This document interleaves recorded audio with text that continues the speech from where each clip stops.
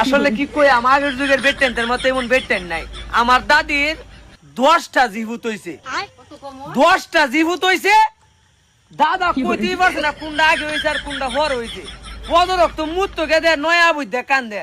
দাদা কয় কোনটা কান্দে, কোনটা নতুনটা, নতুনটা মানে গগল হইছে।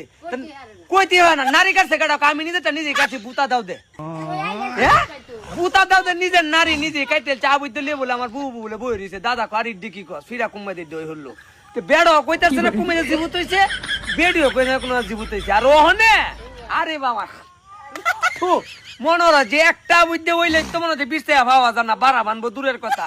আমার দাদিটা নতুন মুরগা থেকে বলে আইটে 6 মাস আবুইতেছে 35 মাস বেড়াইতে কি হইতে বেটেন আসিন।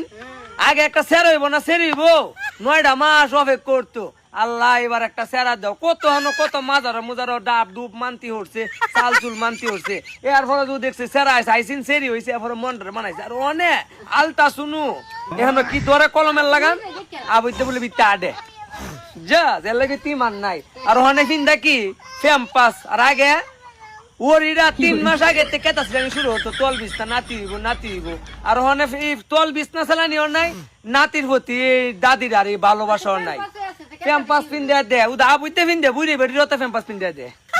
আগের যুগের বেটেনতে বলে ওরিরে গুসাপ করতো আটটায়া। আর ওখানে ওরিরে পিন্দা দে আবার চেয়ার বাড়িছে আগার চেয়ার। আরে ফেলার আগার চেয়ার দে ইটা বয়া তো আগে দে তলে ধরে হালাই দে, সহজ।